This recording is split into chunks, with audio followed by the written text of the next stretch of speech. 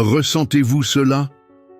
Le poids muet des regards qui ne se montrent pas mais qui exigent. Ce jugement qui ne crie pas, qui observe seulement, attendant votre faux pas, votre hâte, votre perte de contrôle.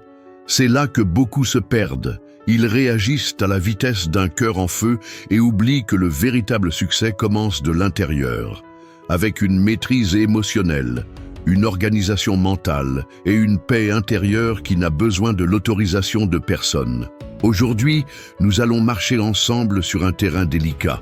Comment transformer la vigilance des autres en un chemin vers la transformation personnelle, non pas avec des phrases toutes faites, mais avec la musculature silencieuse du stoïcisme. Vous vous demandez peut-être, et si j'étais testé en permanence? Oui, vous l'êtes, mais pas par eux, par la vie. Et la vie ne s'impressionne pas avec du bruit. Elle mesure la vertu stoïque, justice, courage, tempérance et sagesse. Marc Aurèle écrivait pour lui-même, pas pour les applaudissements. Sénèque enseignait que nous gaspillons plus de vie dans la colère que dans le problème. Épictète rappelait que certaines choses dépendent de nous. Zénon de Citium, Cléante et Chrysippe de Sole ont érigé un portique de lucidité où l'esprit apprend à vivre sans peur. Aujourd'hui, vous allez installer ce portique en vous. Une polémique nécessaire. Le silence est-il de la lâcheté? Non. Le silence peut être une armure. La lâcheté, c'est vendre ses principes à la première provocation. Ce que je propose ici est simple et incisif. Apprendre à rester calme quand le monde exige de l'urgence. Cultiver une discipline mentale quand l'agenda vous tire par les cheveux. Pratiquer le détachement quand l'opinion d'autrui tente de louer votre humeur. En quelques minutes, vous aurez un protocole clair pour répondre avec des principes, pas avec des impulsions. Et cela change la mathématique de votre énergie. Promesses et récompenses rapides. Dès les 60 premières secondes de pratique quotidienne, vous réduisez le bruit et augmentez la direction. Allons à l'essentiel, ce qui fonctionne. Une respiration qui sculpte la présence, un journal à 2 colonnes, fait X histoire, et une question que Marc Aurèle répéterait aujourd'hui. Quelle est ma part dans tout cela? Avec cela, l'anxiété et le stoïcisme cessent de se battre, et vous redevenez thermostat, pas thermomètre. Une curiosité qui motive. Pourquoi ceux qui vous observent en silence craignent-ils votre calme?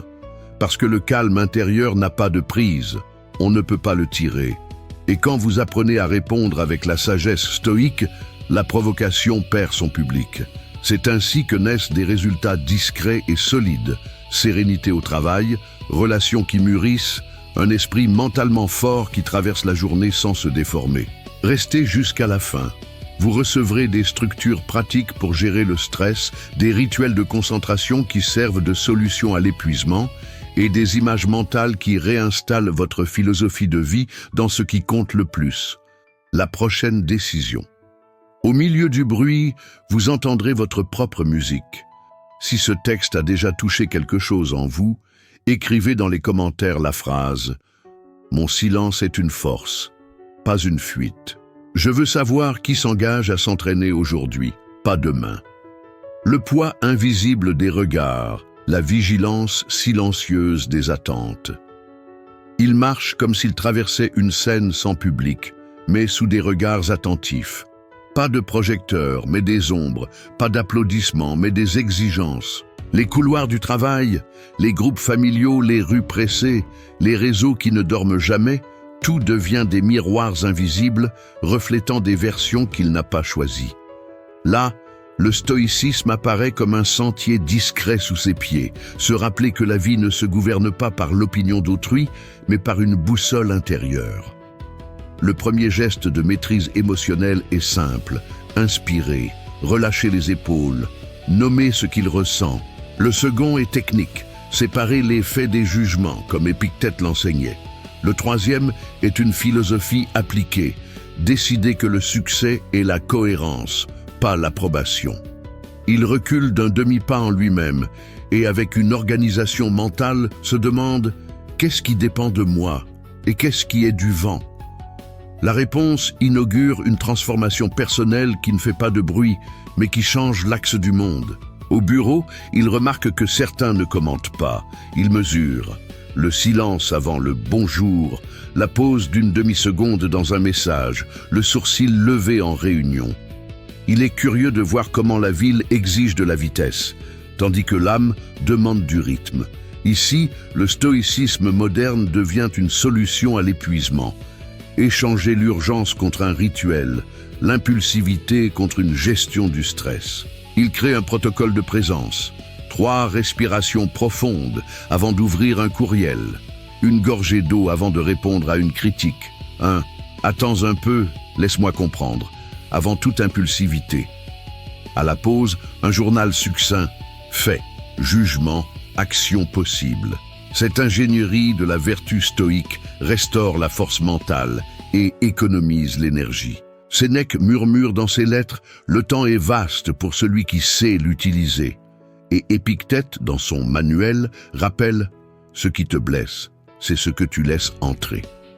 Le détachement ici n'est pas de la froideur, c'est choisir sa propre règle quand le monde en offre trop. À la fin de la journée, il réapprend à marcher en lui-même, même quand la vie l'aboie à l'extérieur. La sagesse stoïque l'invite à un geste ancien et toujours nouveau. Avant de dormir, revoir avec douceur ce qu'il a vécu. Où a-t-il réagi? Où a-t-il répondu? Où a-t-il été spectateur? Où a-t-il été auteur? Ce rituel saupoudre la nuit de paix intérieure, réduit l'anxiété et le stoïcisme à une danse où la respiration l'emporte. Pour maintenir le calme, il pratique une ancre simple, 4 secondes d'inspiration, 6 d'expiration, répétées 5 fois. L'énergie s'apaise, l'esprit s'éclaircit, la discipline mentale devient possible. Il y a quelque chose à découvrir quand on comprend que les regards extérieurs ne déterminent pas l'axe de la vie. Il faut apprendre la manière dont un stoïcien voit le monde avant de le toucher. Les miroirs invisibles se brisent quand il échange l'interprétation contre l'observation. Il entraîne la dichotomie du contrôle. Il liste ce qui est à lui, attitude, effort, valeur, et ce qui appartient au monde, humeur du patron, algorithme, trafic, rumeur. En percevant la différence, la tempête perd son autorité. Vivre sans peur n'est pas l'absence de tremblement, c'est marcher avec le tremblement et tout. Comme habitude, il applique la règle des 90 secondes. Il permet à l'émotion de traverser le corps comme une vague sans s'y accrocher. Ensuite, il choisit le geste. Dans cet intervalle, la voix ancienne de Marc Aurèle, dans ses méditations, allume un rappel. Si cela est dans ta nature, c'est supportable. Et il se souvient que supportable, ici, est synonyme de philosophie de vie. Ce qu'il est, et non ce qu'on attend de lui. Les métaphores l'aident à dompter le théâtre du quotidien. Sur les réseaux, qui amplifient le murmure du monde, il imagine un théâtre au rideau bleu, des scènes sans public où chaque commentaire acide devient une poussière de lumière, sans gravité. Dans la circulation, quand un geste hostile déchire le matin, il utilise une ironie légère. « Merci de m'entraîner gratuitement ». L'humour ne diminue pas le sérieux. Il lui rappelle que l'entraînement est constant. La vertu stoïque appelle cela une pratique vivante, un état d'esprit de croissance qui transforme le faux pas en laboratoire. À chaque épisode, moins de réactions, plus de principes. Et si la critique arrive déguisée en conseil, il active un filtre. Est-ce utile? Est-ce vrai? Est-ce réalisable? Si elle échoue à 2 de ces critères, il sourit intérieurement et continue. La pensée positive stoïque n'est pas un optimisme naïf, c'est un engagement avec la réalité. Il choisit 4 piliers pour soutenir sa force mentale. Justice, courage, tempérance et sagesse. La colonne vertébrale de la sagesse ancienne. Il se souvient de Zénon de Citium, ouvrant l'école sous le portique, de Cléante, travaillant la nuit pour étudier le jour, de Chrysippe de Sol, donnant forme aux idées avec logique et obstination. Il anticipe les imprévus avec la premeditatio malorum. Avant une réunion difficile, il imagine des interruptions, des ironies, des imprévus. Il prépare des phrases courtes, des respirations discrètes, des questions ouvertes. Quand la scène se produit, Il n'est plus pris en embuscade, c'est une chorégraphie. Le test du monde devient une simple page de l'entraînement. Et là où la pression augmenterait, un espace surgit. La question qui naît ensuite est: que se passe-t-il quand le silence cesse d'être une absence et devient une présence? Il apprend à utiliser le corps comme un instrument de maîtrise émotionnelle. Posture droite, pieds ancrés au sol, regard doux, non pour intimider mais pour signaler à son propre système nerveux qu'il est en sécurité. Avant des interactions difficiles, il s'attarde 30 secondes sur des micro-étirements, relâche la mâchoire, détend la langue du palais. C'est une façon de dire au cerveau: il n'y a pas de danger ici. Avec l'environnement, il pratique une hygiène sensorielle. Moins d'onglets ouverts, moins de notifications, plus de fenêtres et d'eau. Au travail, il s'accorde avec l'équipe sur une règle de temps pour les réponses. Les urgences sont l'exception, pas la norme. La routine crée de l'anticipation. L'anticipation crée de la sérénité au travail. La sérénité ouvre un espace pour une organisation mentale. Être stoïcien, ce n'est pas être une pierre, c'est être un fleuve qui choisit son lit. Dans la pratique, il rencontre des gens qui aident avec des aiguilles. Le message passif-agressif. Le compliment qui porte une comparaison. L'invitation qui, en réalité, est un test. Il adopte une tactique. Avant de répondre, il reformule ce qu'il a entendu de la manière la plus généreuse possible. Si j'ai bien compris, vous dites X, ça a du sens. Ce miroir poli rend la parole et désarme la provocation. Quand c'est nécessaire, il pose une limite douce. Puis-je vous répondre demain calmement?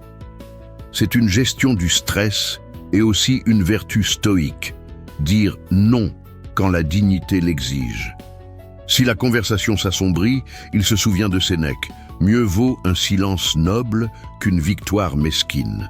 Et si besoin, il choisit de se retirer. Le détachement n'est pas un abandon, c'est la préservation de ce qui le rend mentalement fort. Pour soutenir ce chemin, il établit des habitudes concrètes. Un journal stoïcien en 3 colonnes. Faits du jour, jugements apparus, actions conformes aux principes, une lecture brève, 3 paragraphes des méditations. Le matin, une lettre de Sénèque à midi, un aphorisme d'Épictète le soir. Une audite hebdomadaire. Dans quelle situation ai-je perdu l'équilibre? Qu'aurait fait mon moi vertueux? Cette discipline mentale crée une paix intérieure qui n'est pas un spectacle, c'est une ingénierie de l'âme. À chaque révision, il perçoit que le monde extérieur perd du bruit quand l'intérieur gagne en direction. Au final, il reste le sentiment qu'il y a encore une couche au-dessus, celle où ceux qui regardent de l'extérieur ne trouvent pas de porte d'entrée, parce qu'à l'intérieur, il y a une structure. Quand les regards extérieurs deviennent des phares d'accusation, il répond avec une cohérence silencieuse. Qui te surveille en silence craint ton calme, pense-t-il, et il sourit. C'est pourquoi il choisit d'être auteur, pas acteur, structure, pas écume. La philosophie de vie qu'il a embrassée ne dépend ni des likes, ni des applaudissements. Elle dépend de se réveiller fidèle à ses propres principes. Dans le métro bondé, il pratique une gratitude discrète. Dans le retard, il pratique une patience stratégique. Dans la provocation, il pratique une maîtrise émotionnelle. Et peu à peu, la paix intérieure cesse d'être une fuite et devient un état de présence. Le prochain pas est inévitable. Comprendre pourquoi le véritable stoïcien observe avant d'agir. Non par lâcheté, mais par précision. Le stoïcien est un observateur silencieux. Il ne réagit pas, il lit. Il apprend à regarder le monde comme un aigle en altitude. Vision large, griffes rentrées, plongeons uniquement si nécessaire. En bas, les bruits se donnent des airs d'urgence, les provocations réclament une scène, les attentes agitent des promesses de succès instantanées. Mais lui, praticien du stoïcisme, ne négocie pas son axe pour des applaudissements. Il observe d'abord, agite ensuite. Chaque stimulus devient une donnée, pas un décret. Chaque critique devient une piste, pas une sentence. L'organisation mentale commence ici. Distinguer ce qui est fait de ce qui est fantasme, ce qui est à moi de ce qui est au monde. Il active un petit rituel de maîtrise émotionnelle, respiration 4-6, épaules qui s'abaissent, regard qui s'adoucit, et peu à peu, la sagesse ancienne dialogue avec les pressions modernes. La pause devient un pouvoir. La pause donne de l'altitude à la conscience. Avec de l'altitude, le drame rétrécit. Et quand le drame perd de sa taille, il trouve la brèche par laquelle entre la paix intérieure, préparant le terrain pour une lecture plus fine de ce qui compte vraiment.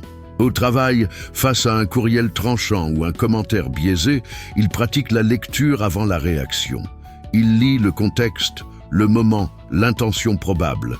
Au lieu de mordre à l'hameçon, il demande « Qu'est-ce qui vous préoccupe précisément ici ?» Celui qui voulait un spectacle rencontre une sérénité au travail. Si la critique arrive avec une pointe, il la désarme en 3 étapes. 1. Extraire le fait, que s'est-il passé réellement. 2. Séparer le jugement, qu'a conclu la personne. 3. Choisir l'action alignée sur la vertu stoïque, qu'est-ce qui préserve la dignité. Sénèque murmure, le temps donné à la colère est du temps volé à la vie. Il rend de la clarté, pas de la chaleur. Et quand l'esprit veut courir, il l'invite à marcher. La discipline mentale est un marcheur, pas un coureur. Ce pas constant devient une gestion du stress en micro-décisions élégantes. Plus de silence, moins de défense, plus de faits, moins d'histoire, plus de choix, moins d'impulsion. La force mentale croît en coulisses, et c'est là que les résultats deviennent durables. Pour ancrer cet état d'esprit de croissance, il crée le protocole ALTO. Vivre d'en haut. Altitude, pause de 10-20 secondes. Lire, contexte, émotion, intérêt. Tester les intentions. Que veut l'autre partie? Que veux-je préserver? Opérer par principe. Justice, courage, tempérance et sagesse. Exemple pratique. Un message sec arrive à 22 heures réclamant quelque chose. Altitude. Il ne répond pas sur le champ. Lire, il identifie la fatigue et l'historique. Tester, est-ce vraiment urgent? Opérer, il rédige une réponse objective dans un bloc-notes et l'envoie le matin. Résultat, problème résolu sans incendie. C'est une pensée positive, stoïque, sans auto-illusion.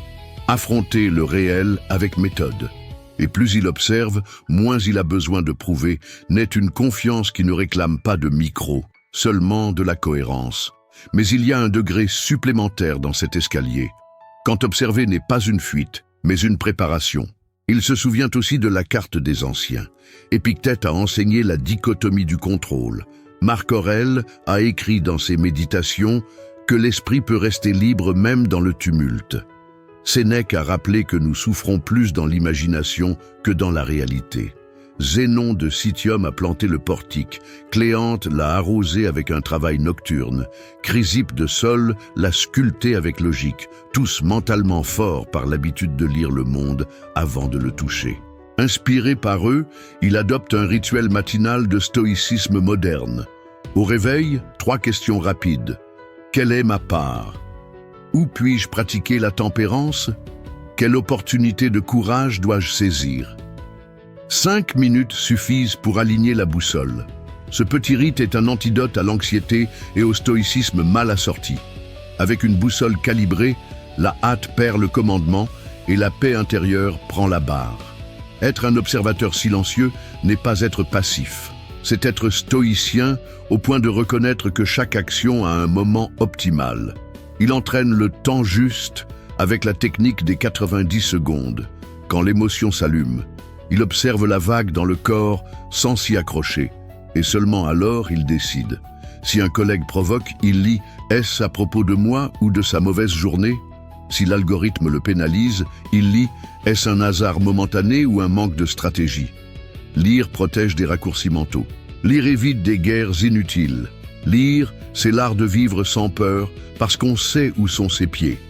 Et quand la lecture indique un mouvement, il bouge, non pour plaire au regard, mais pour honorer ses principes. La différence entre réagir et répondre est la distance entre un spasme et un geste. Dans la pratique, il utilise un carnet simple comme une lentille. 2 colonnes, faits et histoire. Sous-faits, réunion annulée, délai réduit, client inquiet. Sous histoire, ils ne me font pas confiance, tout va mal tourner, ils me testent. Ensuite, un tableau d'action, par principe. Que ferait la justice? Que demande le courage? Où intervient la tempérance? Quel est le geste de sagesse stoïque ici? Cette feuille intime est une organisation mentale au service de la transformation personnelle. Elle simplifie le chaos, enseigne comment rester calme et libère de l'énergie pour ce qui compte. Peu à peu, la tête se désenfle, la poitrine respire mieux et la routine trouve une solution à l'épuisement dans l'évidence que la hâte ne voyait pas. La clarté.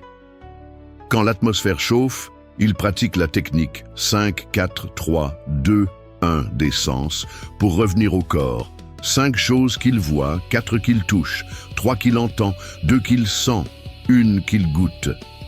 En 2 minutes, le système nerveux comprend que la menace est narrative, pas un lion. Avec les sens ancrés, il reprend le protocole ALTO et choisit le prochain pas avec discipline mentale. Un détail, il édite aussi l'environnement. Moins de notifications, moins d'onglets, plus de lumière et d'eau. Cette hygiène sensorielle est une gestion du stress appliquée et génère une sérénité au travail. De l'extérieur, cela semble du calme. À l'intérieur, c'est de l'ingénierie.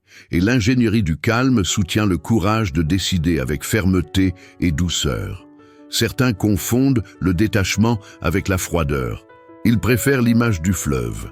Ce n'est pas une pierre indifférente, c'est une eau qui choisit son lit. Se détacher, ici, c'est ne pas vendre son focus pour de la curiosité, ni louer son humeur à l'agenda d'autrui. C'est dire « je répondrai demain » quand l'esprit trébuche. C'est demander « explique-moi mieux » quand la phrase arrive biaisée. C'est accepter que toute bataille ne grandit pas le guerrier. Cela ne réduit pas l'ambition, cela la purifie. L'ambition devient un succès comme cohérence et non comme vitrine. Et curieusement, quand la cohérence croît, les tests perdent leur attrait. Celui qui voulait un spectacle réalise qu'il n'y a pas de scène. Il lui reste à continuer de lire le monde et de se réécrire lui-même, avec patience. Dans les relations, il pratique le miroir généreux. Face à une parole dure, il réfléchit avec la lecture la plus bienveillante possible. Si j'ai compris, vous êtes inquiet à propos de X. Ça a du sens. Puis-je répondre calmement plus tard? Cette restitution propre désarme le déclencheur. Si la conversation tourne au vinaigre, il se souvient du conseil de Sénèque. Mieux vaut un silence noble qu'une victoire mesquine. Le silence, ici, n'est pas un abandon. C'est une paix intérieure sous forme de limites. À la maison, il établit des rituels de présence. Dîner sans écran, courte promenade après de longues journées, petite lecture, 3 extraits des Méditations, une lettre de Sénèque, un aphorisme d'Épictète. Le résultat n'est pas magique. Il est mature. Moins de bruit, plus de direction. Moins d'écume, plus de structure. Moins de réactivité, plus de philosophie de vie. Comme tout lecteur d'en haut, il enquête sur ses propres schémas d'erreur. Où réagit-il le plus? Avec qui se perd-il? À quel moment sa garde baisse-t-elle? Cet audit honnête évite les lois générales et crée des lois personnelles. Il découvre par exemple qu'il réagit plus quand il a faim et qu'il est fatigué. Alors il anticipe, des fruits dans le sac, de l'eau à portée, des pauses programmées. Il découvre que certains thèmes réveillent des souvenirs anciens. Alors il cherche une thérapie, une lecture, une prière, tout ce qu'il faut pour réécrire le déclencheur. Le stoïcisme moderne n'est pas une fierté invincible, c'est une humilité méthodique. La pensée positive stoïque n'est pas une négation du problème, c'est la croyance qu'il y a un chemin, à condition de marcher. Et en marchant, la force mentale cesse d'être un mythe et devient un muscle. Enfin, il perçoit que l'habitude de lire le monde est le pont pour vivre sans peur. La peur existera, mais elle ne gouverne pas. Face à un grand projet, il observe. La peur est un signe d'importance. Le courage est de choisir malgré le tremblement. Face à une conversation difficile, il lit « La vérité dite avec douceur guérit plus que la performance de la raison ». En décidant de se reposer, il lit « La productivité sans repos est un désordre déguisé ». Ainsi, peu à peu, la vie échange la hâte contre la présence, l'urgence contre la direction, le bruit contre la musique. Et c'est précisément ici, avec la vision large de l'aigle, qu'il trouve la porte du prochain acte. Quand le silence cesse d'être une absence et devient une armure, et ceux qui vous surveillent en silence commencent à craindre votre calme. Quand le silence devient votre armure, la force de ne pas répondre. Il découvre que le silence n'est pas une absence, c'est un instrument. Dans une culture qui paie pour le bruit, être stoïcien l'invite à cultiver un espace entre le stimulus et l'action. Cet espace est une armure, il repousse l'attaque, rend la lucidité. Ce n'est pas une fuite, c'est une maîtrise émotionnelle appliquée. Ce n'est pas une faiblesse, c'est une force mentale qui choisit le bon moment. Il apprend que les réponses immédiates sont rarement sages. Les pauses, en revanche, sont presque toujours chirurgicales. Quand une provocation arrive, il ne court pas sur le ring. Il vérifie sa respiration, ajuste sa posture, fait l'inventaire des faits. Cette micro-organisation mentale donne corps à une philosophie de vie, où la paix intérieure vaut plus que des trophées improvisés. Et c'est curieux. Plus il y a de silence à l'intérieur, moins il y a de bruit à combattre à l'extérieur. Qui te surveille en silence craint ton calme. La phrase l'accompagne comme un mantra discret. Les manipulateurs attendent une étincelle. Le silence, cependant, retire le carburant. Il observe que certains ont besoin de votre scandale pour se sentir fort. Sans spectacle, ils s'étiolent. C'est là que la pensée positive stoïque montre son utilité.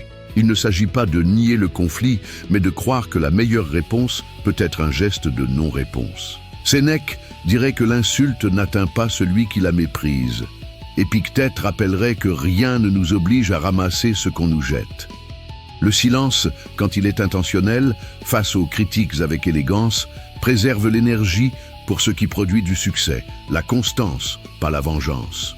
Pour rendre le silence praticable, il crée la règle des 3 P.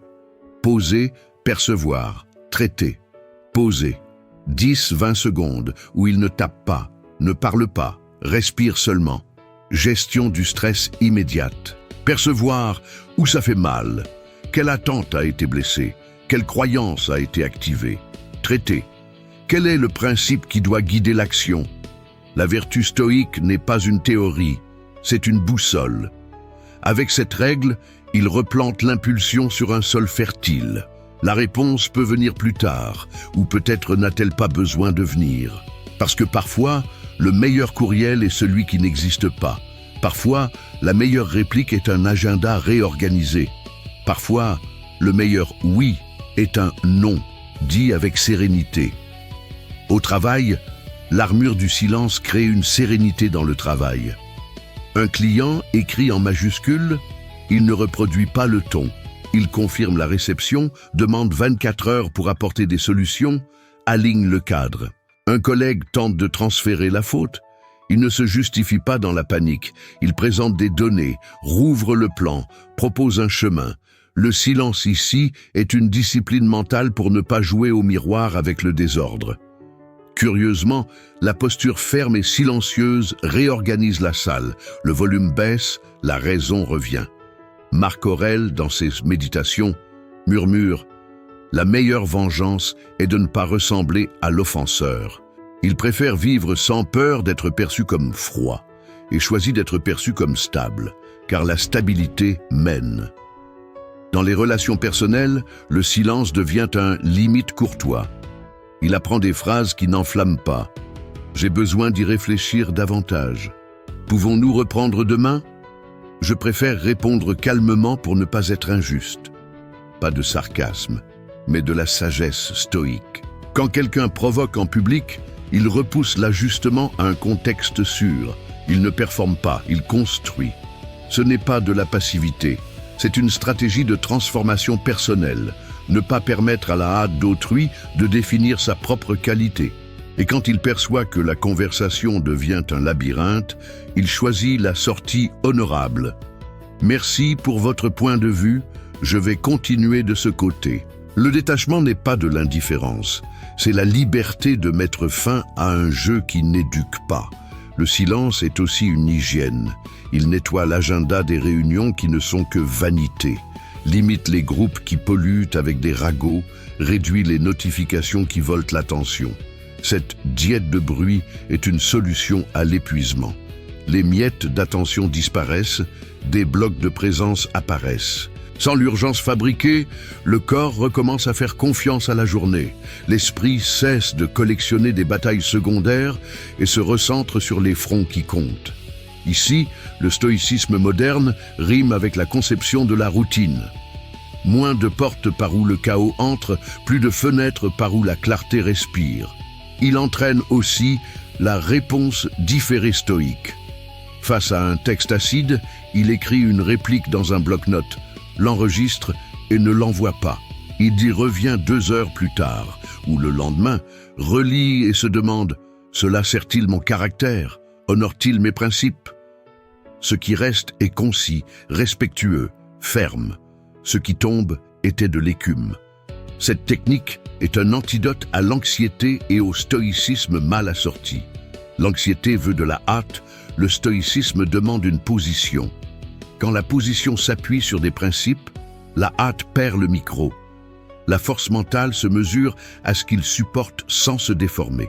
Le silence ne le rend pas invisible, il le rend lisible. Il signale la constance avec de petits rituels. Il respecte les délais sans éclat, écoute sans interrompre, questionne avant de conclure. En réunion, il prend des notes avant de parler. À la fin, il livre une synthèse objective. À la maison, il range son téléphone pendant les conversations importantes. Ce type de silence n'est pas un vide. C'est un sol fertile où la confiance pousse. L'état d'esprit de croissance signifie apprendre de chaque pause. Qu'a enseigné mon silence ici? Qu'aurait gâché ma parole? Peu à peu, les gens viennent le chercher non pour le bruit qu'il fait, mais pour la paix intérieure qu'il offre. Il y a bien sûr le risque du silence lâcheté. Pour ne pas glisser, il établit 2 critères. 1. S'il y a une injustice à corriger, le courage doit parler. 2. S'il y a une confusion à éclaircir, la sagesse doit expliquer. Le silence armure protège, le silence complice pourrit.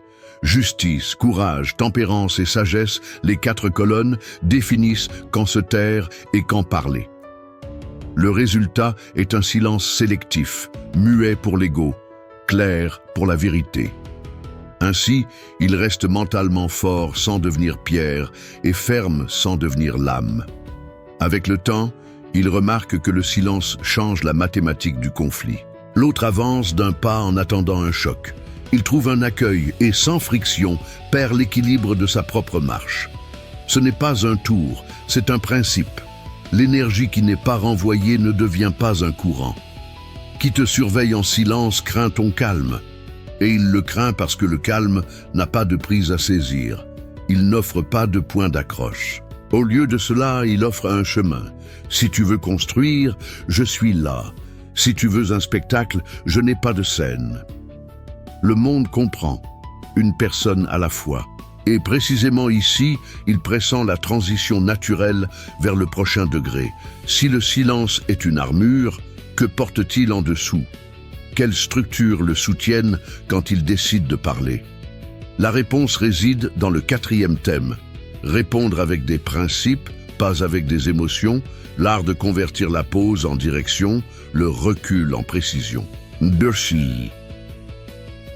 La réaction du stoïcien. Répondre avec des principes, pas avec des émotions. Il apprend que chaque réaction est un vote. On vote pour le chaos ou pour la clarté. Quand le monde presse, il se souvient qu'être stoïcien, ce n'est pas être une pierre, c'est être une boussole. Et une boussole ne discute pas avec la tempête, elle indique le nord. Entre cœur en flamme et âme en paix, Il choisit la seconde, non par froideur, mais par maîtrise émotionnelle et organisation mentale. La première question qu'il se pose est simple. Quel principe me guide ici? La réponse l'éloigne de l'improvisation et le rapproche de la philosophie de vie qu'il pratique. Ainsi, l'émotion cesse d'être le conducteur et devient passagère, reconnue, accueillie, réelle, mais c'est le principe qui tient le volant. Les 4 piliers, justice, courage, tempérance et sagesse, deviennent des outils vivants. Justice, agir de manière à ce que l'autre puisse aussi respirer. Courage, dire ce qui doit être dit sans crier ce qui n'a pas besoin de l'être. Tempérance, doser le ton, le temps, l'intensité, comme on ajuste la flamme d'une cuisinière. Sagesse, se rappeler que toute vérité n'a pas besoin d'être dite maintenant et que toute erreur n'exige pas un tribunal. Avec cela, il passe du théâtre à l'atelier, moins de scène, plus de construction. Le résultat pratique est une sérénité au travail, une paix intérieure dans les relations et une force mentale pour soutenir des décisions impopulaires si nécessaire. Pour transformer la vertu en geste, il crée la méthode PRINCIPE.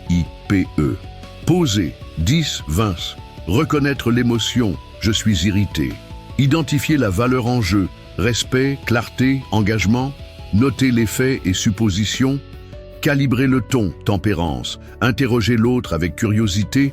Comment vois-tu cela? Proposer un chemin objectif. Établir des limites si nécessaire. Observer l'après.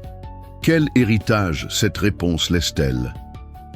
En 5 minutes, une conversation qui aurait pu être un incendie devient un rail. Le stoïcisme moderne en version opérationnelle. Un principe qui devient un processus qui devient une paix. Au travail, cela se traduit par des réponses qui désamorcent. Un courriel accuse un retard, il choisit la justice. Vous avez raison d'être préoccupé. Je mets à jour le statut et propose 3 alternatives de délai. Un collègue rejette la faute, il choisit la sagesse. Regardons les données ensemble et ajustons le plan. Un patron met la pression en public, il choisit la tempérance. Puis-je vous répondre en privé avec un plan clair? La discipline mentale de choisir un principe avant le verbe réduit l'anxiété et le stoïcisme mal assorti. Le corps remercie, l'agenda remercie, l'équipe apprend. Et curieusement, la réputation croît. Le succès ici est une prévisibilité éthique. Dans les relations personnelles, le courage prend une place délicate. Dire non sans blesser, dire assez sans humilier, dire oui sans se trahir. Il entraîne des phrases de respect fermes. Je t'écoute, mais je ne peux pas être d'accord avec cela. Je suis prêt à discuter, à condition qu'on garde un ton respectueux. J'ai besoin d'une pause pour répondre au mieux. Quand quelqu'un blesse, il répond avec justice. Cela m'a affecté, je veux qu'on s'accorde. Et tempérance, sans étiquette, sans exagération. La sagesse stoïque rappelle, attaquer la personne, c'est perdre de vue le problème. Résoudre le problème, c'est honorer la personne, y compris celle qu'il est. Pour rester calme dans les moments chauds, il utilise une image. Thermostat, pas thermomètre. Un thermomètre enregistre seulement la température ambiante. Un thermostat la régule. Le principe est le régulateur. Si l'autre hausse le ton, il baisse la cadence de sa propre parole et augmente la précision. Si la conversation devient une collection de reproches, il recentre sur les faits et les chemins. S'il perçoit une manipulation, il apporte de la lumière. Quand tu dis X, je comprends Y. Est-ce exact? La lumière dissipe le brouillard. Et quand le brouillard persiste, le détachement l'autorise à quitter la pièce, non par indifférence, mais par gestion du stress et solution à l'épuisement. Il prépare ses réponses avec la technique des 2 avant-après. Avant, il écrit la réponse brute, ce que l'émotion veut dire, identifie les excès, souligne le principe, réécrit de manière concise. Après, il évalue les faits. Cette réponse me rend-elle mentalement fort? Recueille des retours, ajuste le modèle. En peu de temps, le corps apprend le chemin court, sentir, nommer, ancrer dans le principe, répondre. La pensée positive stoïque ici n'est pas du sucre, c'est une confiance dans son propre génie. Et ce génie garde le cœur en flamme sous contrôle, pour que l'âme en paix guide la parole. Face aux critiques, il utilise un tri à 3 filtres, vrai, utile, réalisable. Si elle échoue à 2, il passe outre. Si elle passe à 2, c'est de l'or. Il corrige le chemin avec une gratitude active. Il répond en remerciant pour la donnée concrète « Ce point m'avait échappé, je vais corriger ainsi », en proposant une solution et en réaffirmant l'engagement. Quand la critique est une attaque, il répond avec une limite. « Je ne continuerai pas dans cette forme. Si tu veux construire, je suis avec toi. » La vertu stoïque n'est pas de la condescendance, c'est du respect pour soi et pour l'autre. L'attention revient à ce qu'il contrôle. Attitude, qualité, livraison, et c'est là que réside le succès qui ne dépend pas des applaudissements. La pratique quotidienne boucle la boucle. Matin, 3 lignes des Méditations de Marc Aurèle. Après-midi, une lettre de Sénèque. Soir, un aphorisme du Manuel d'Épictète. À côté, un journal stoïcien avec 3 questions. Qui étais-je quand on m'a pressé? Quel principe m'a guidé? Que vais-je ajuster demain? Une semaine sur 2, il revisite Zénon de Citium, Cléante et Chrysippe de Solès, se rappelant que l'école du portique a commencé par un naufrage et un travail acharné, une sagesse ancienne qui nourrit un état d'esprit de croissance.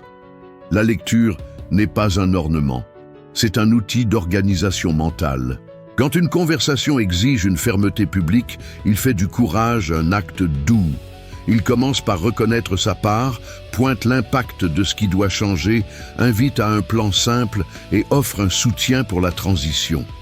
S'il rencontre de la résistance, il recourt à la tempérance, ne pas hausser la voix, à la sagesse, proposer des alternatives, et à la justice, définir des critères égaux pour tous. Ce trio simplifie le tendu, pacifie l'utile, préserve le lien. Et si le lien ne veut pas être préservé, il pratique le vivre sans peur. Il avance avec une conscience propre. La paix intérieure n'est pas un miracle, c'est une conséquence. Il perçoit enfin que répondre par des principes transforme le conflit en curriculum. Chaque épisode devient une preuve de maturité, chaque pression un entraînement du caractère. Ceux qui l'observent en attendant une explosion trouvent de la précision. Ceux qui le veulent en duel trouvent une proposition. Ceux qui le testent avec du silence trouvent une structure. La vie cesse d'être un champ de bataille et devient un atelier de transformation personnelle.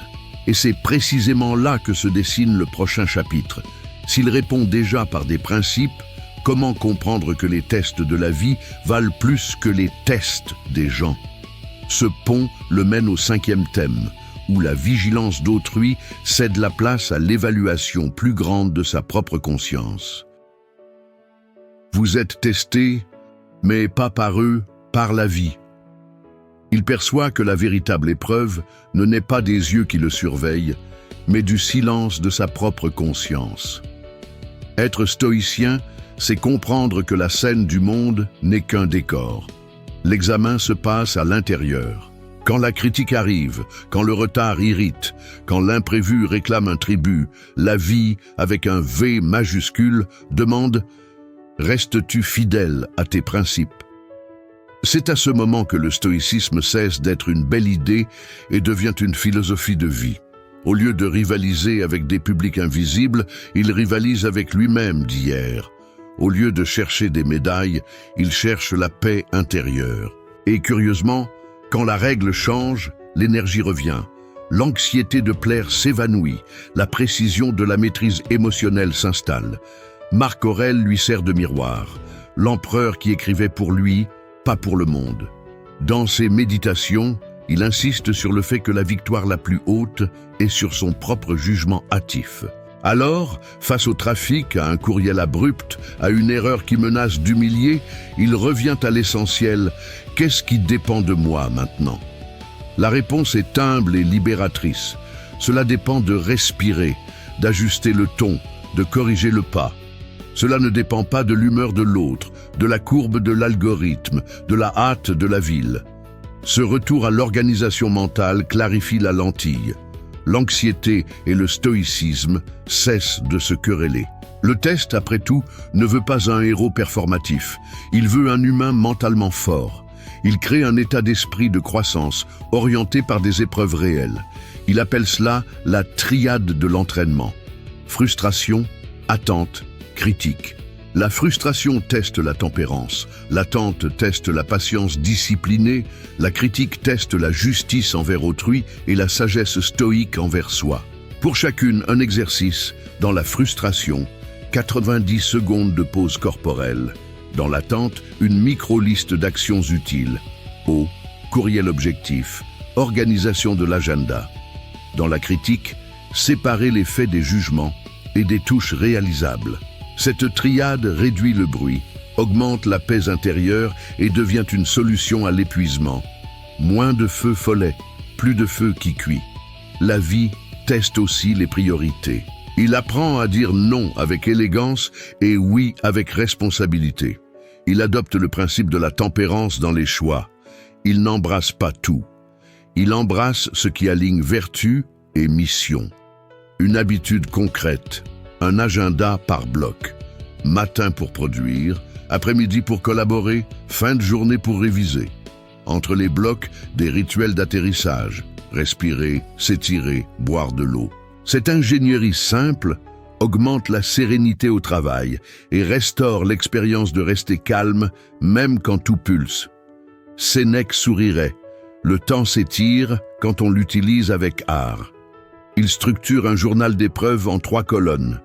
Test du jour, principe activé, apprentissage. Exemple, réunion tendue, tempérance, justice. J'ai questionné avant de contredire. J'ai apporté des données. J'ai défini le prochain pas. Autre, commentaire ironique. Détachement, sagesse. Je n'ai pas défendu mon ego. J'ai demandé de la clarté. J'ai conclu avec respect. En 2 semaines, le journal montre des schémas. Et un schéma vu est un schéma éduqué. La discipline mentale n'est pas une rigidité, c'est une cadence. À chaque note, il creuse 1 millimètre de transformation personnelle. Les tests visitent aussi le corps. Faim, fatigue, excès d'écran, tout devient une loupe pour l'irritabilité. Il conclut un pacte physiologique avec la vertu. Dormir suffisamment, bouger quotidiennement, manger avec tempérance, prendre soin du soleil et de l'eau. Cela semble banal, mais c'est une gestion du stress de premier ordre. Un stoïcien épuisé réagit. Un stoïcien nourri répond. Le stoïcisme moderne ne méprise pas la biologie, il coopère avec elle. Le corps cesse d'être un ennemi et devient un allié de la force mentale. Quand le test arrive déguisé en éloge, hausse le ton, répond du tac au tac, montre de la force. Il choisit une autre force, celle de celui qui soutient un principe quand la vanité réclame une scène. Vivre sans peur, ce n'est pas faire du bruit. C'est accepter la solitude élégante d'être cohérent. La pensée positive stoïque ne fantasme pas de raccourcis. Elle reconnaît un chemin et le parcours. Et en cheminant, une découverte.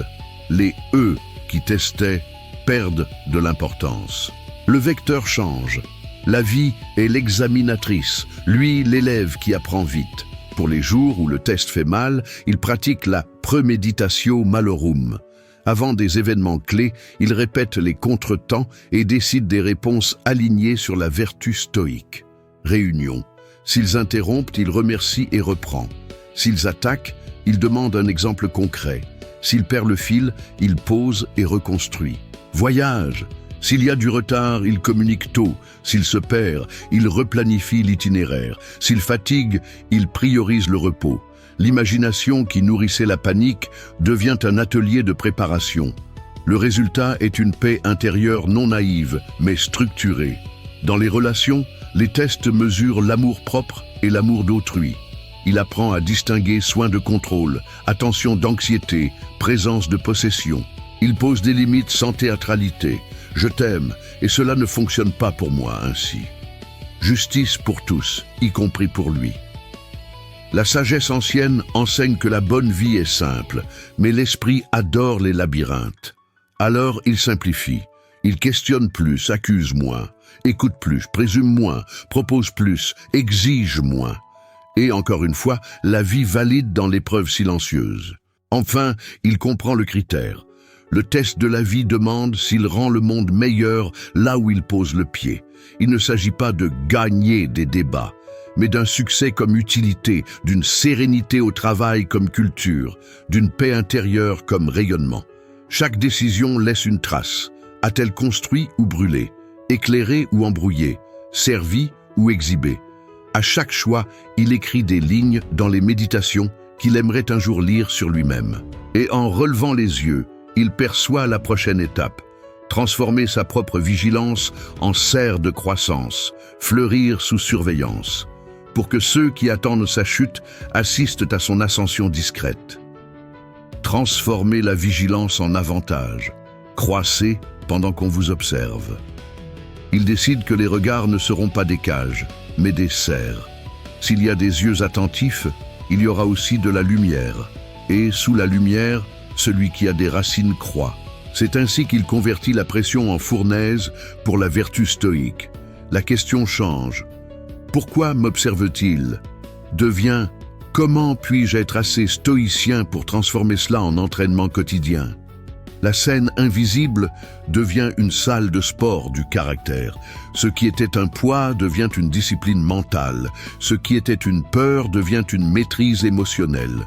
Le stoïcisme cesse d'être une théorie silencieuse et devient une philosophie de vie appliquée. Chaque geste, une répétition. Chaque pause, une partition. Chaque réponse, une brique dans l'œuvre qu'il construit pour lui-même.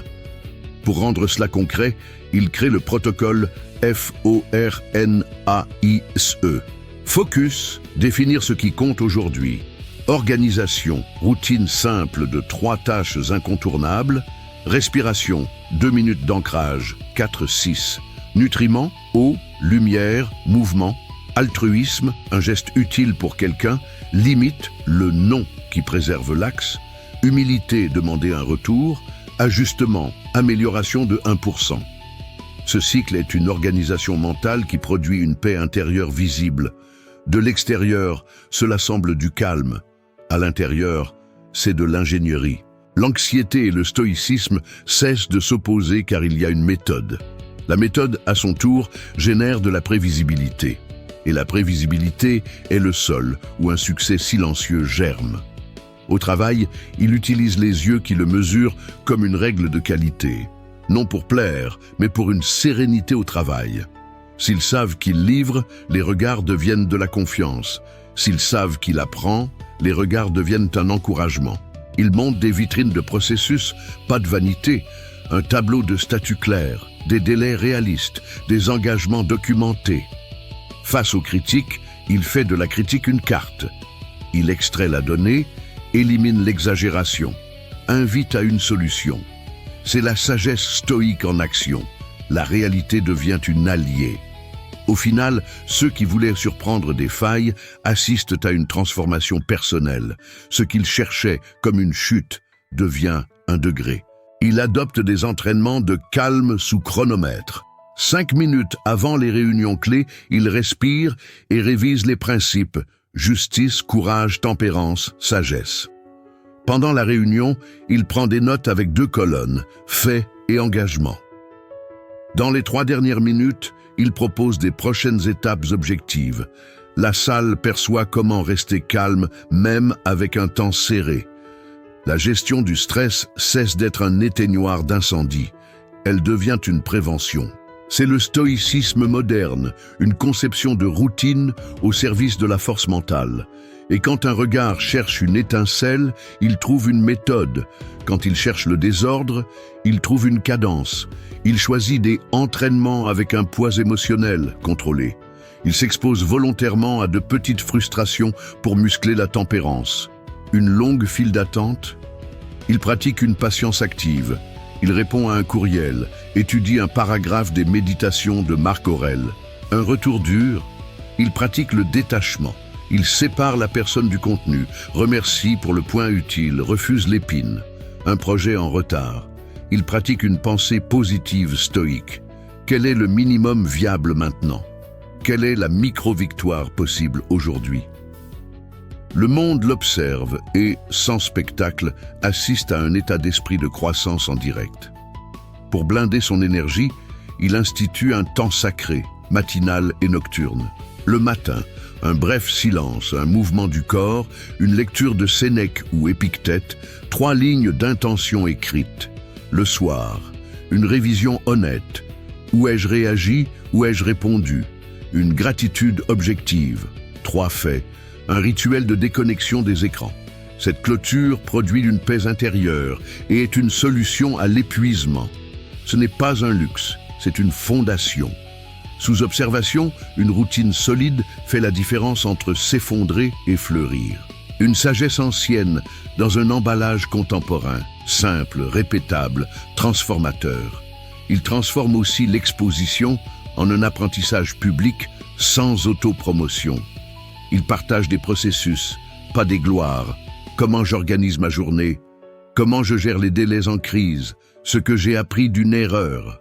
Cette ouverture courtoise crée une culture. Elle montre que vivre sans peur n'est pas une pause. C'est admettre des failles et révéler des réparations. La vigilance qui intimidait devient une audience de croissance. Ceux qui le surveillaient pour critiquer observent maintenant pour apprendre. La vertu stoïque est contagieuse quand elle est incarnée. La philosophie de vie prend corps et avec un corps, gagne une voix sans besoin de crier. Dans les relations, il convertit les tests en exercices de soins. Au lieu de prouver sa valeur, il offre une présence. Au lieu de disputer la raison, il offre une écoute et une question. Quand la conversation chauffe, son projet n'est pas de vaincre, c'est de maintenir le pont. Il sait que justice, courage, tempérance et sagesse sont invisibles à l'œil impatient, mais très clairs à celui qui voit le caractère. Et le caractère, sous la lumière, fleurit comme un jardin arrosé. Le jardin ne discute pas avec celui qui doute, il fleurit. Et le parfum répond. C'est le succès comme cohérence. Moins de vitrines, plus de racines. Pour sceller la croissance, il met en place le tableau FUNIX. Chaque vendredi, fait ce que j'ai livré, erreur où j'ai trébuché, next ce qui a généré quoi, incrément, amélioration de 1% pour la semaine suivante, X la limite que je vais honorer. Cette révision crée une organisation mentale et soutient une paix intérieure. De l'extérieur, on voit quelqu'un mentalement fort sans spectacle. Pas de pyrotechnie, mais de la constance. Et avec la constance, les yeux se lassent de chercher des chutes. Ils commencent à reconnaître une architecture. Enfin, il comprend que fleurir sous surveillance consiste à choisir que le dernier mot ne vienne pas de la bouche, mais de la vie. Il laisse le temps, fidèle allié de la vérité, annoncer ce qui doit être dit. Sérénité au travail, respect dans les relations, clarté dans les décisions. Ce sont des enseignes silencieuses. Et quand, inévitablement, quelqu'un demande des explications bruyantes, il sourit intérieurement. Qui a besoin de trompettes quand la récolte parle d'elle-même? Le prochain pas surgit tout seul, permettre à la biographie de parler plus fort que les arguments, que sa vie parle, pas sa bouche. Le dernier mot. Vous appartient que votre vie parle, pas votre bouche. Il décide que l'œuvre la plus haute ne sera pas un discours, ce sera une trace. Être stoïcien ici signifie accepter que la preuve du caractère est quotidienne et silencieuse. Elle est dans l'horaire respecté sans public, dans la gentillesse offerte quand personne ne filme, dans la fermeté qui n'a pas besoin de micro. En choisissant que le dernier mot soit celui de la conduite, il convertit l'existence en argument. La philosophie de vie qu'il pratique, un stoïcisme appliqué, demande moins de légende et plus de présence. Et la présence, c'est cela. Une maîtrise émotionnelle quand la circulation bloque, une organisation mentale quand les délais pressent, une paix intérieure quand la critique égratigne. Le reste est un écho. Quand tout veut de l'urgence, il répond avec une cadence. Quand tout veut du bruit, il offre un rythme. Quand tout veut un spectacle, il rend une structure. La biographie, peu à peu, prend la place de la défense. Et quand on lui demandera des explications, il pointera vers la récolte. Pour soutenir ce choix, il crée le tableau VOIX. Vivre, observer, veiller. Vivre des principes. Justice, courage, tempérance et sagesse dans des gestes petits, répétés, vérifiables. Observer les impacts. Quelles traces chaque décision laisse-t-elle sur l'autre, sur l'équipe, sur soi? Veiller à la cohérence, ajuster quand on dévie, s'excuser sans mise en scène, corriger le cap rapidement. C'est une discipline mentale avec une loyauté envers le réel. Le succès change de définition. Ce n'est pas le bruit qui impressionne, c'est la constance qui soutient. L'état d'esprit de croissance signifie apprendre du faux pas tout en marchant, et marcher même quand la vanité veut un public. La règle devient « Cela me rend-il mentalement fort?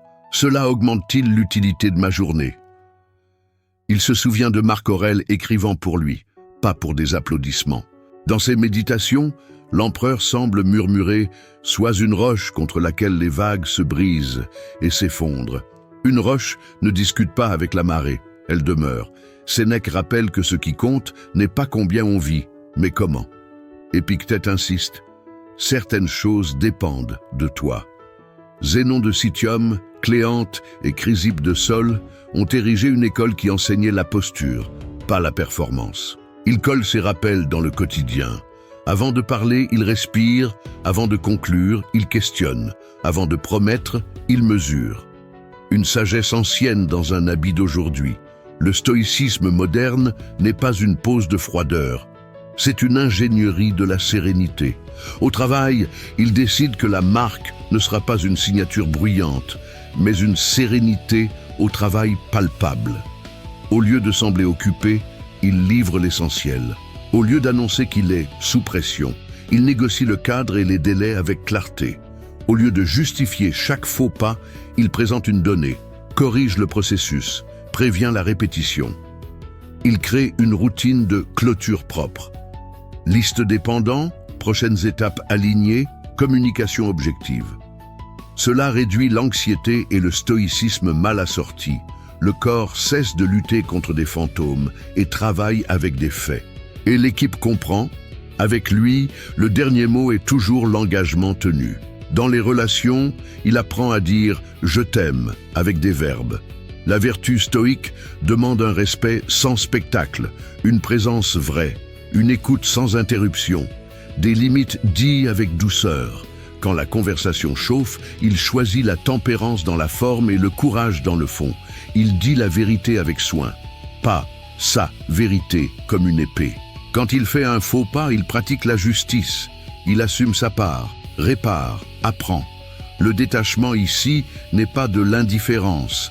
C'est ne pas confondre amour avec contrôle, ni soin avec anxiété. Vivre sans peur, ce n'est pas nier la vulnérabilité. C'est embrasser la responsabilité de construire des ponts, même quand le vent est contraire. Il rend la routine une vitrine silencieuse de ce qu'il prêche. Le matin, 10 minutes de respiration 4-6 et 3 lignes d'intention. À midi, une pause brève pour réviser les priorités. Le soir, un journal stoïcien avec 3 questions. Qu'ai-je fait aujourd'hui qui honore celui que je veux être? Où ai-je réagi au lieu de répondre? Quel petit ajustement ferai-je demain? Ce trépied donne une organisation mentale et produit une paix intérieure. C'est aussi une gestion du stress qui devient une solution à l'épuisement. Moins de culpabilité diffuse, plus de critères clairs. Il perçoit qu'avec quelques rituels sincères, la journée gagne un axe, et un axe donne une direction même sous des regards attentifs. Face aux critiques, il échange les atouts contre des rails. 3 filtres guident la réponse. Vrai, utile, réalisable. Si la critique échoue à 2, il pratique le détachement et passe outre. Si elle passe à 2, c'est une carte. Il remercie pour le point, indique la correction, s'engage sur un délai. Pas de longues notes pour prouver sa valeur. La valeur se prouve avec la prochaine livraison. La pensée positive stoïque n'est pas du sucre sur la plaie. C'est une foi dans le chemin allié à une maîtrise émotionnelle. Et quand la critique est une attaque, il offre une limite sereine. Je ne continuerai pas dans ce ton. Si tu veux construire, allons-y ensemble. Le dernier mot ici est la posture. Il crée un portefeuille de cohérence. Pas de couleur dorée, mais des dates, délais respectés, situations tendues, rééquilibrées, conversations difficiles résolues. Chaque semaine, il choisit 2 exemples concrets de cohérence et les note. Contexte, décision, principe activé, impact. En 3 mois, il a un miroir objectif. Quand le doute interne surgit, est-ce que je progresse? Il regarde le portefeuille et voit une transformation personnelle documentée. Quand quelqu'un exige un récit, il montre un effet. Le succès cesse d'être une promesse et devient une preuve par le fruit. Pour rester calme quand la tentation du discours arrive, il utilise l'image du jardin. Les jardins n'expliquent pas la beauté, ils offrent un parfum.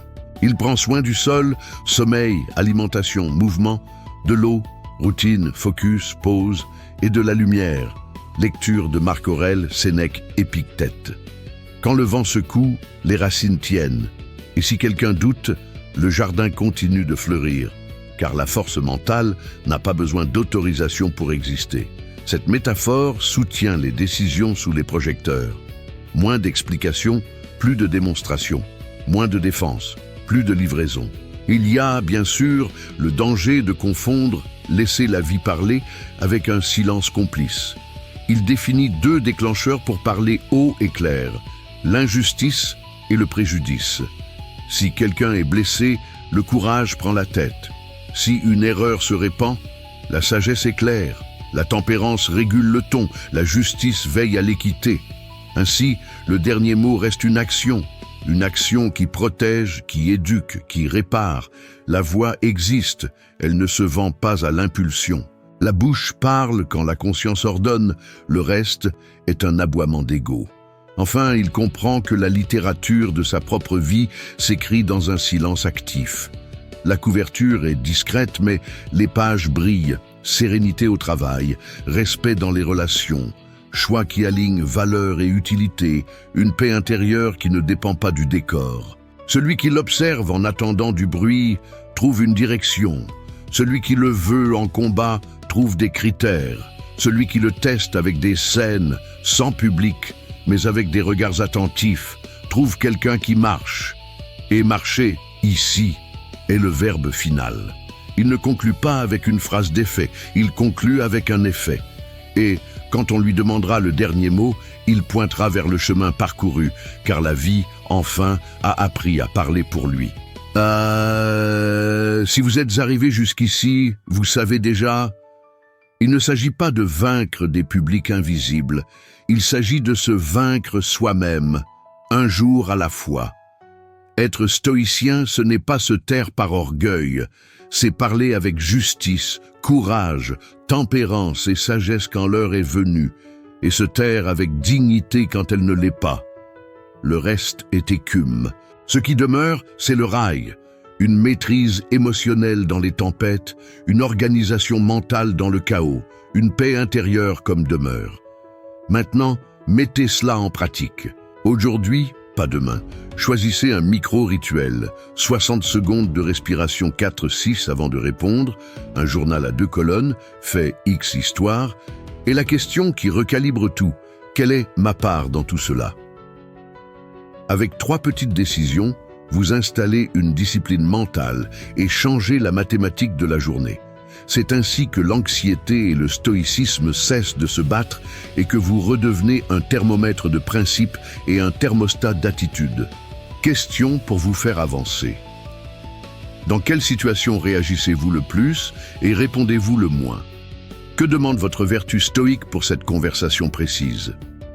Quelles limites silencieuses devez-vous poser pour protéger votre paix intérieure? Quelle amélioration de 1% maintenant serait une solution à l'épuisement dans votre routine? Mettez le savoir dans le corps. Choisissez un pilier à entraîner cette semaine.